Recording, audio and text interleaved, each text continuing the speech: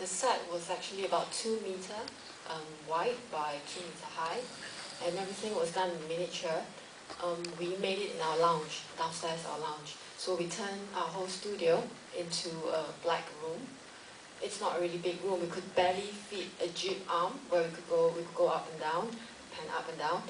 And a lot of the lights that we used were little miniature Parcan 16s with ultraviolet UV lights. And because we make laser sculptures, so we've got our own lasers where we could contribute to the filmmaking process. But it was a very low budget film. We were given about £3,000 from the North London Film Fund.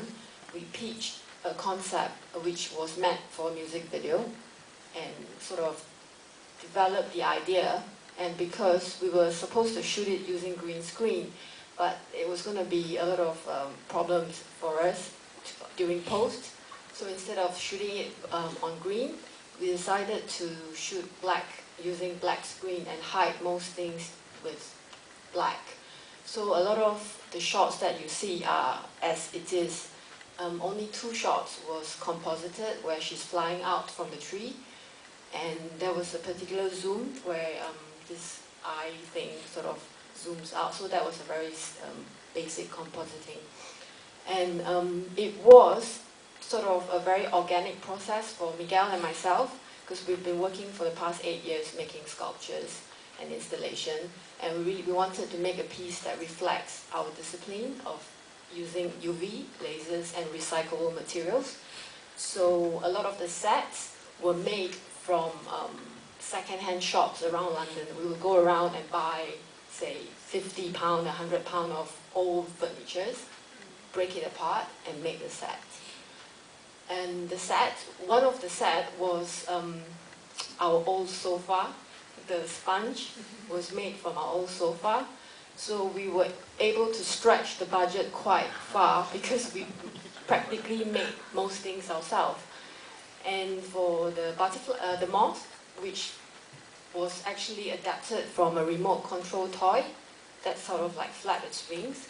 So we were able to adapt a design onto this mechanism and sort of like rewired the wire and kind of were able to control it. Yeah, and that's it. But yeah, we've had lots of fun and lots of stress, but I love it. How long was the production process, the actual shooting? It took us about 6 months in total, 4 months to build the set, 2 weeks to shoot, and about 2 months, a month and a half for post. Thank you. You're welcome.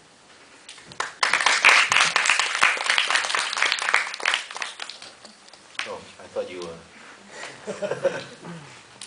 Coming back to the craft, I think I'd like to bring it back to maybe Iyvone, because I think you asked what was the difference between working in the UK and in Singapore, right? I mean, I'm assuming that you are a working professional in the UK and you've stayed in the UK for quite some time.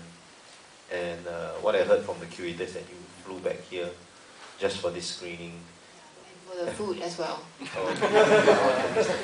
So maybe you would like to share with us, some of your impressions, of working there and then coming here to maybe keep in contact with the art scene in Singapore.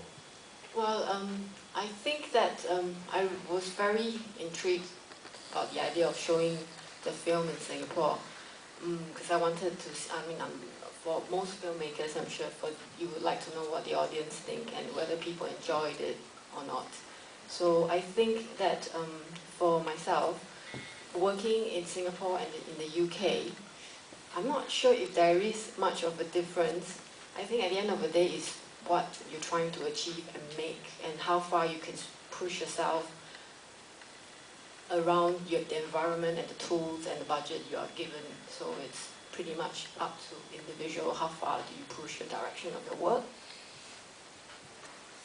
I hope that answers your question.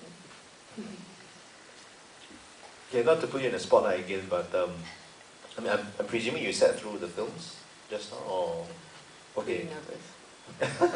Okay, maybe from a Singaporean that's coming back, would you have anything to comment on the films that you've seen?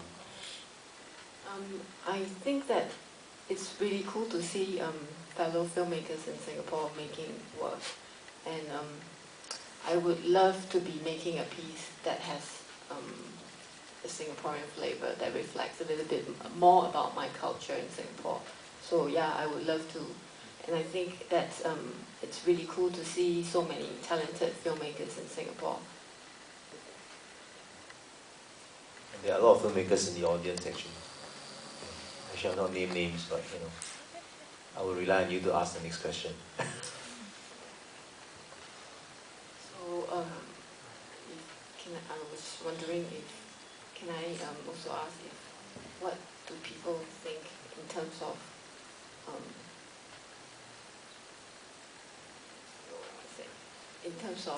how do they feel in terms of watching a silent film? Okay. It's a throw-out question to all of you. What do you guys feel after watching all the films? Anyone feel to share?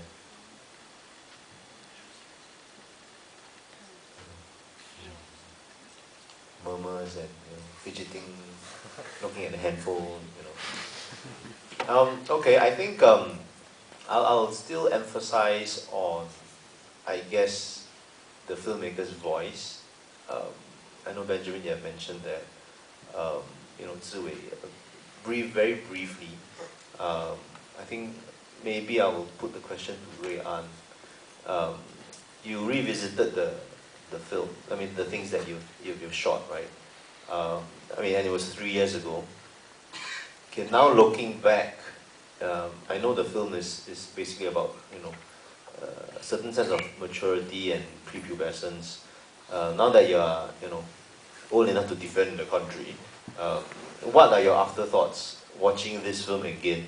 And maybe how would you have done it differently? Or what do you feel as a filmmaker when you watch it again?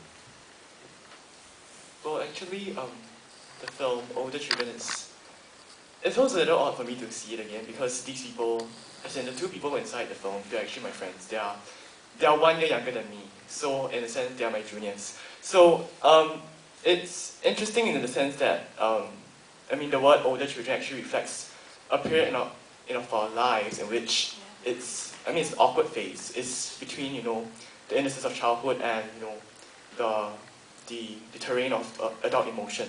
So for me, when I was looking at the film, it struck me as I suppose it was quite nostalgic in a sense, and it did remind me of this phase in my life that was marked by a certain tension between these two different periods in one's lives.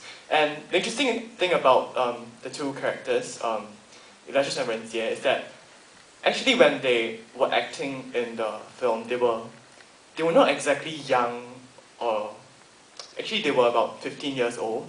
So they were interesting characters in the sense that they were perhaps less matured for their age.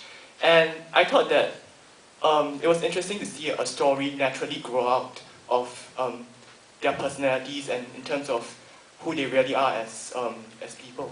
Yeah. So I thought, for me, it was interesting to see how that without any kind of deliberate orchestration, there was actually some kind of a story or some kind of chemistry that develops between the two characters. Are they here in the audience, any chance? No, they are preparing for the A-levels. Yeah.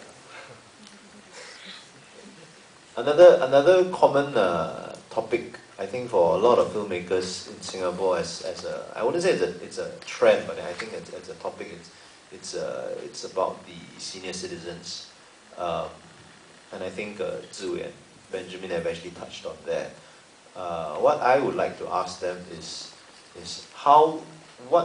what drove you towards this topic, of the senior citizen issue, of revival, renewal, and a certain sense of resignation in the Hainanese generation. What drove you to these topics of the third age, the aging population and stuff? Maybe Benjamin, you can start first.